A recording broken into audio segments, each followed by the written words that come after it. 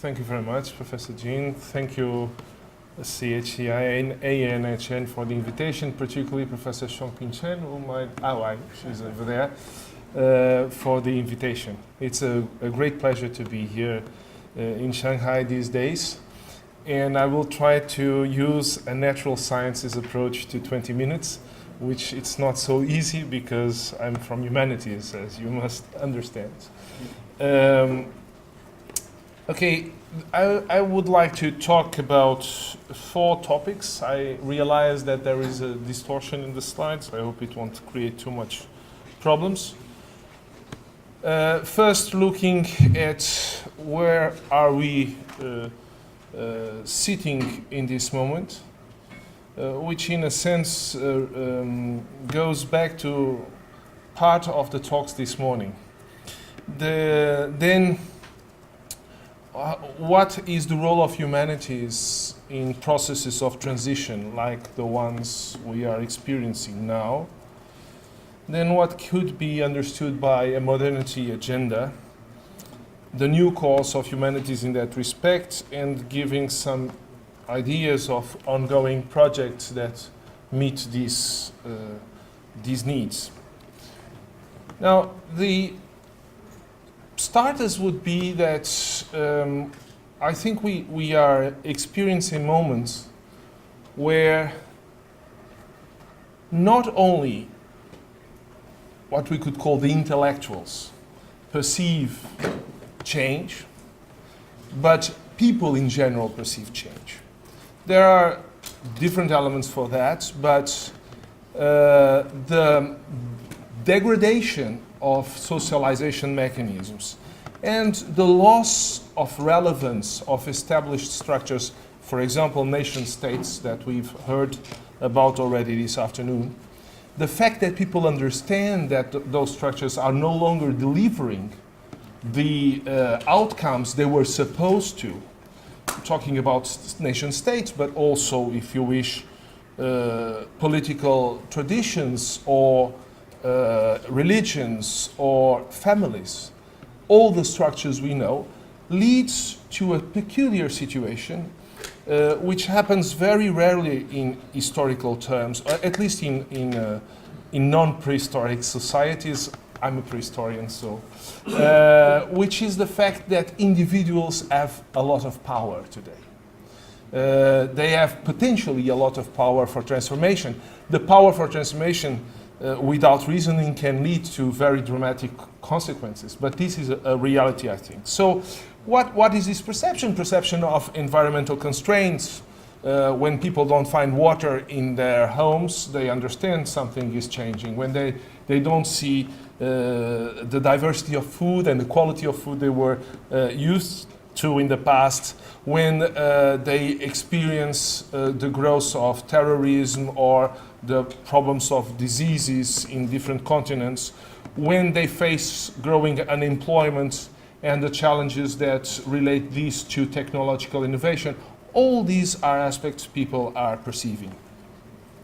And the trends that bring us here, and it's not by accident that I brought this Munch scream picture.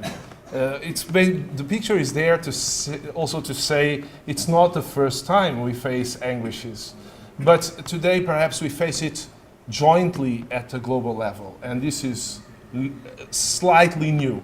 The type of anguishes experienced in the different continents with differences is very much similar.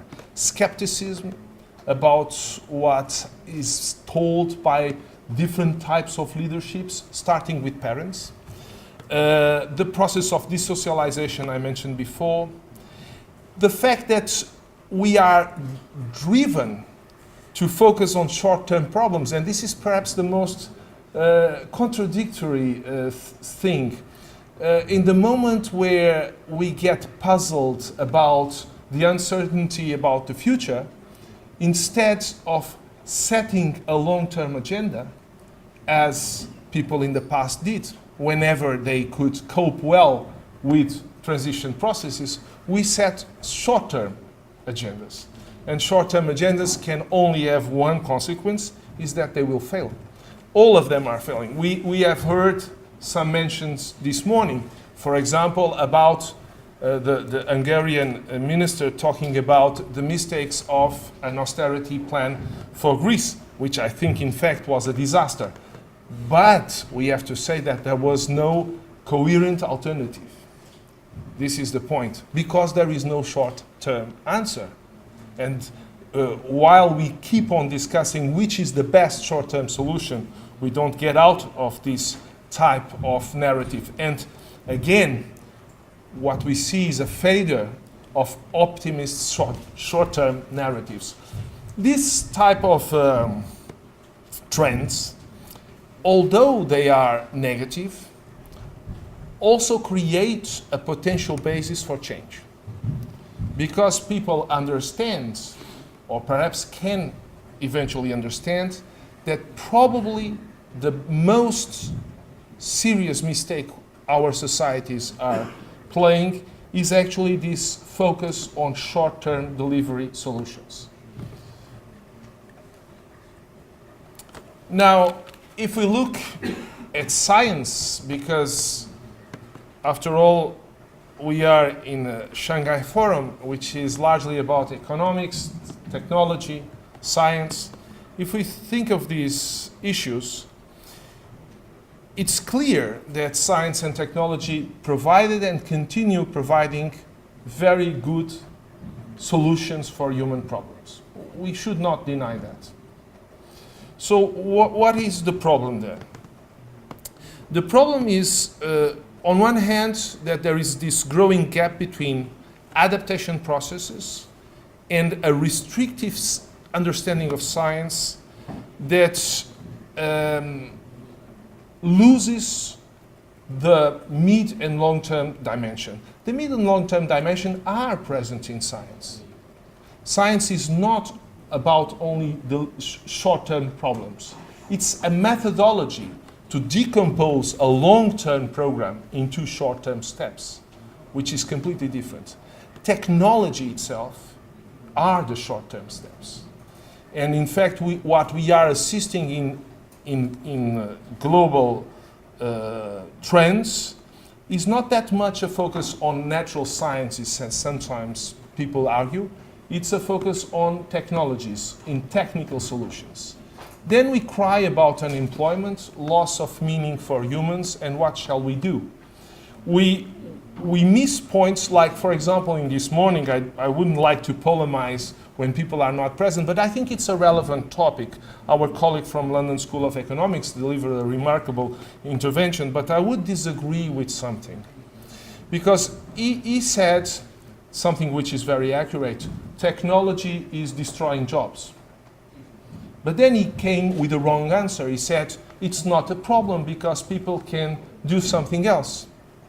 And one solution is use part-time jobs.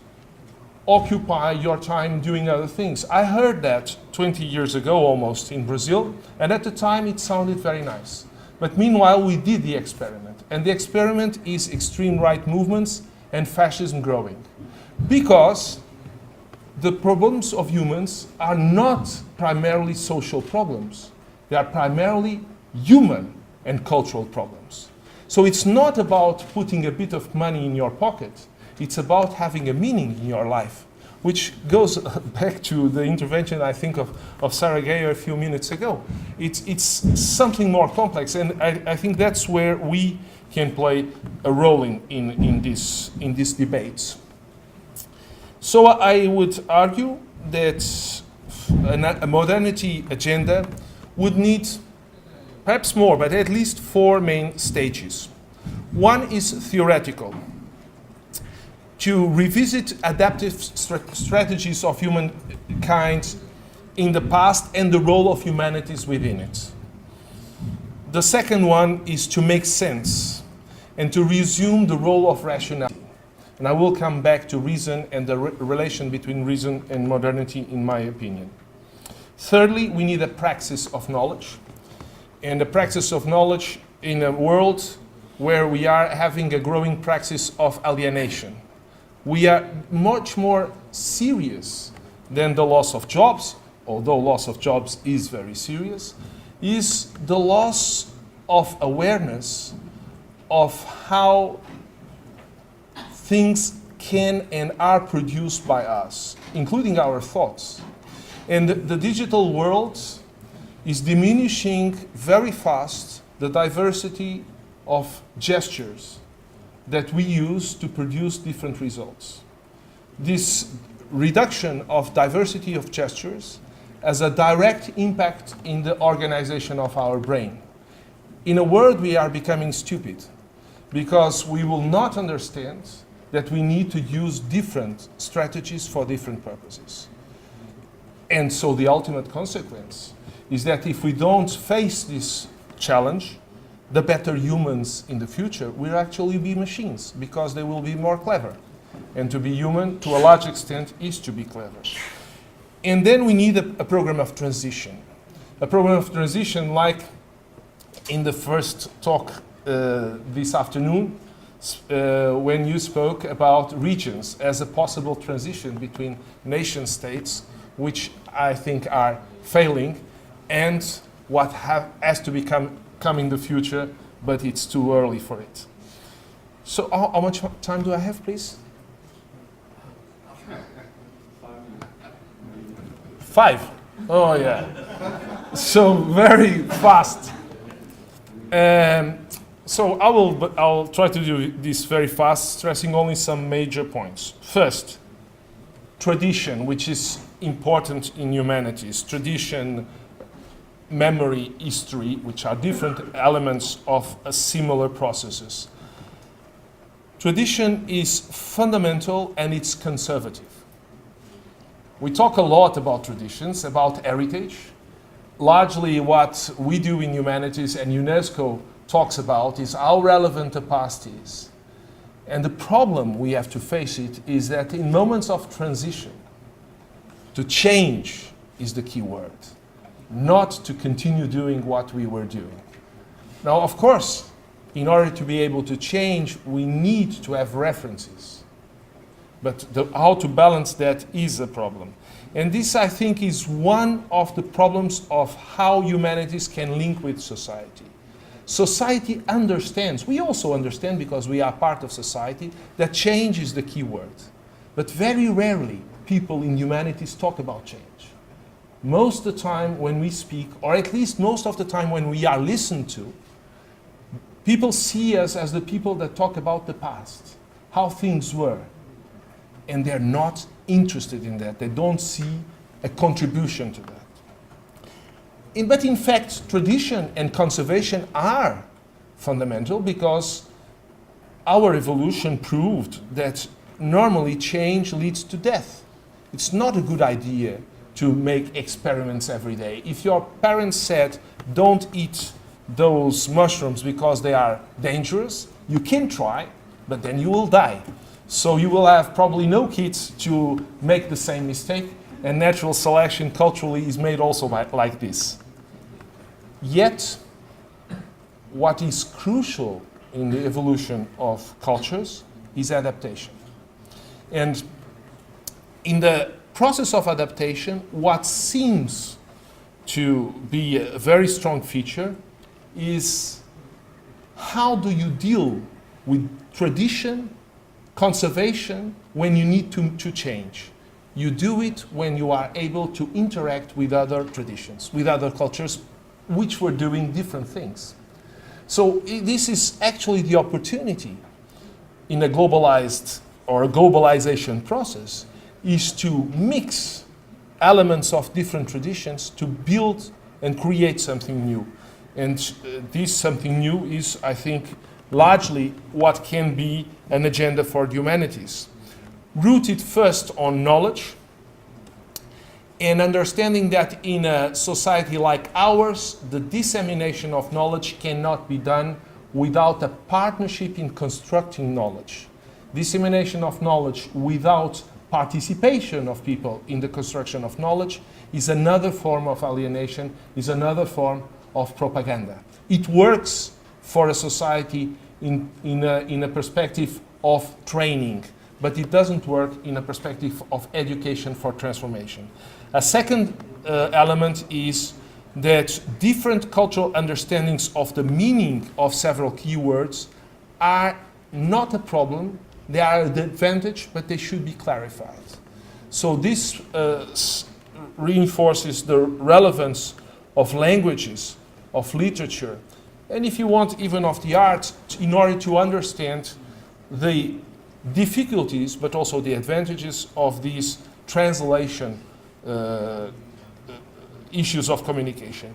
And finally, to introduce in daily life a medium and long-term agenda, which means to move from a problem-solving approach into a dilemma-facing understanding. Of course, the problems being faced still, but within a longer time framework.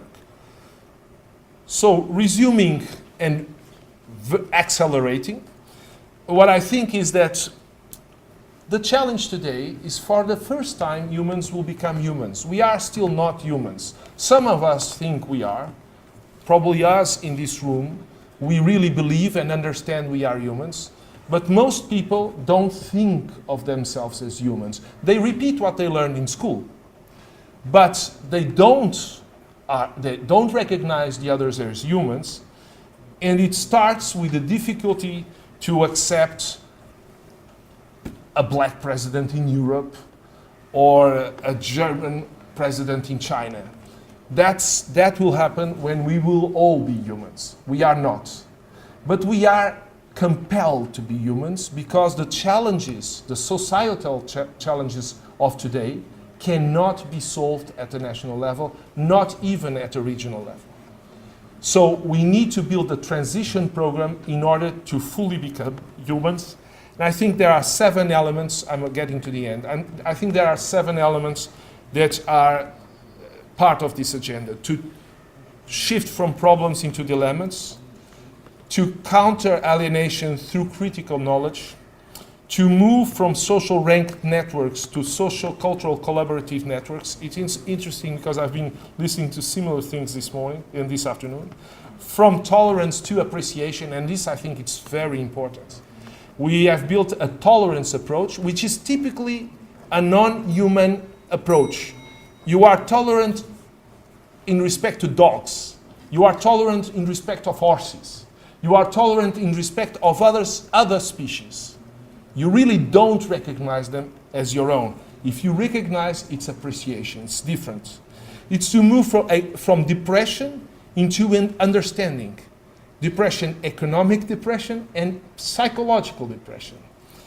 It's moving from activism, which is a little bit what our societies are doing, into making sense of things and actions, and to move from an apartheid of sciences and humanities into integrated responsives. Modernization in the past, I think, was largely this. And if we think of what was happening in the 15th century, the 16th century, or if you want to start in the 13th century, you can, it was this. It was an agenda for a transition, a long-term transition, in which much more people participated when you compare to previous processes. Today, I'm saying the whole of humankind, but already in modern era was a large incorporation of a huge percentage, what in the end would be called the middle class, into the discussions and decisions of society, and reason, making sense and putting together logics and also cultural understandings was crucial. It's not by accident that everyone now, of course China started this, but everyone talks about the Silk Road. The Silk Road was not this fairy tale that sometime we'll listen to. The Silk Road is a road also of death. It's also a road of exploitation. And as an historian, I'm always a little bit puzzled when these things are not mentioned. They must be mentioned. Because the future of humankind should not be the repetition of the Silk Road in terms of social inequality, in terms of cultural repression that often occurred. Having said this, the Silk Road is the reconstruction of the Eurasian continent, It's also the embracing of Africa and the Americans. And it's actually an excellent example of economics and cultural integration. So I think, I have to show you the 3 or 4 last slides. I think that we can counter anguishes, that we can and should revisit the way, and you can read in the text what the paradigms of sustainability we have, and move from a unique thinking approach into a diversity approach. And we need to build a program for the next decades. A program for decades is a program built through the humanities, normally, even if you are talking about natural sciences, because humanities are not human sciences, are an approach to understanding. And therefore, my concluding observation was this: I think the events like this one, like the World Humanities Conference we will have later this year in August, are very important. And on behalf of SIPSH, I would once again congratulate ANHN for this effort, and particularly also CHCI for being so much in the line of this transition. Thank you, and sorry for the humanities approach to the 20 minutes.